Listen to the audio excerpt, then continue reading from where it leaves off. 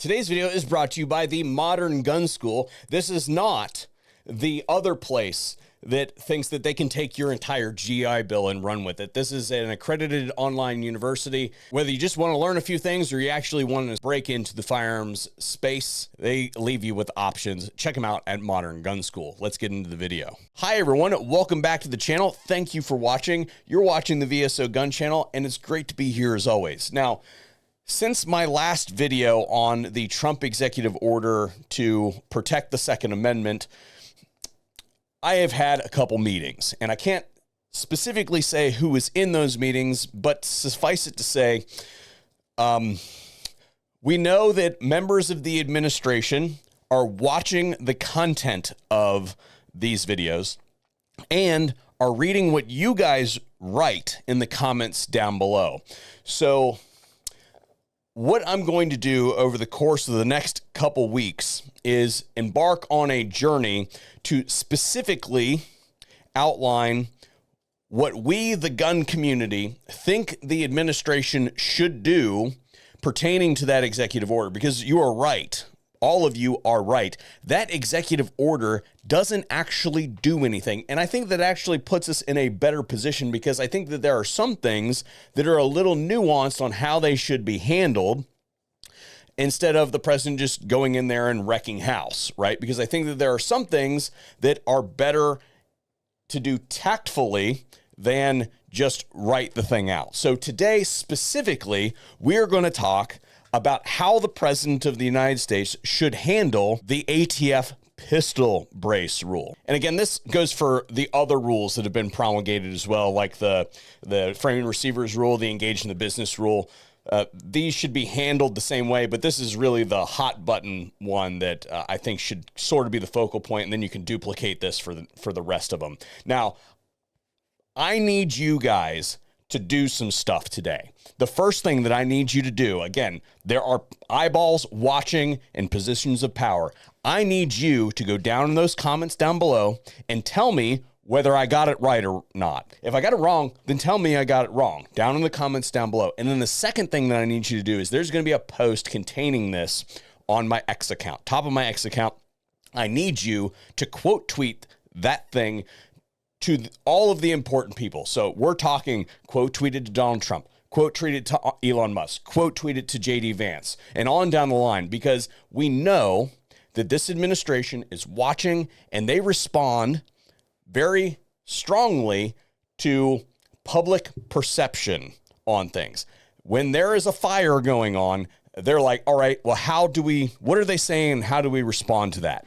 You guys have the power, and right now we need a laser focus, because we know that the Attorney General is going to be looking at recommendations on how to handle these, and in my opinion, she needs some guidance. So how should we handle the pistol brace rule? What has Trump said about the pistol brace rule up to this point? Biden came in, one of the first things he did was he made all those people felons. And right now we're fighting in the court, the Fifth Circuit, the Eighth Circuit. We'll take care of it. It's ridiculous. I have one. You have one? Yeah, and my mom has one. And it helps her, she's able to hold it. So it's good. So, isn't it ridiculous? So not worried about inner city crime, all that problem, right. but regular, average, solid-earth Americans, they got to make them criminals. Okay, we'll take care of it. Okay? We'll take care of it. That's an easy one. Called Pistol Brace Rule, which orders law-abiding citizens to register or surrender guns with certain equipment. You know that. Many of you are forced to do it. I don't know. Is everybody doing it as per their demand? Who in this group has done it? There's a hand way back there. And now Biden is trying to ban all private gun transfers in the United States with the stroke of a pen. Let's ban them all.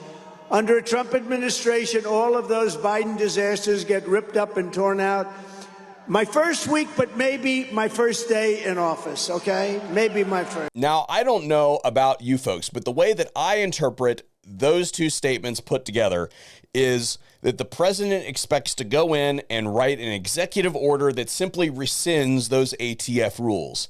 And I guess what I have to say about that strategy is, Attorney General Bondi and Mr. President, I believe that that is a fundamental mistake. And while that would grant us some instantaneous gratification, and it would instantaneously fix the problem, I think that it wastes a perfect opportunity, because the reality of the situation is if you just go in and rescind the rules, then yes, for the next 4 years or so, we don't have to worry about those.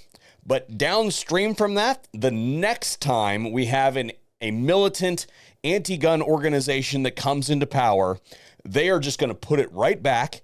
And they have since learned a few lessons about being mired in the courts by us. And they're probably going to come back and be more effective the second time around in doing what they're doing. So yes, while that would make them start the whole process over again next time the balance of power shifts back their direction, there is a way that we can not only fix this problem in a relative short order, but we can also ensure that it never happens again, and it will go down as possibly the most epic thing that has ever been done as it pertains to firearms litigation. Everybody says the 4D chess thing. Sir, if you want a 4D chess moment, here it is. We've got a bunch of anti-gun activists that have leaned on the executive agency at the ATF to promulgate a rule that they wanted, right? And they put it into place. It got sued, and it is currently sitting there doing nothing because it's under injunction. That rule gets mired in the courts, and then the administration shifts. And now there's an opportunity for the current government to actually work on the case with the pro-gun groups to say, yeah, actually, this is all just some kind of ill-fated, ill-conceived political activism, and this is not actually the way that the thing works. Right? Because that's what they've done with the pistol brace and the other rules that we've talked about, like the engage in the business rule and the frame and receivers rule. You want to talk about deterrence. Hey, do you remember the last time we were this dumb and infringed on people's rights by exceeding our statutory authority and just making rules up whole cloth? What happened the last time we did that? We got fucked up. MAGA, TM.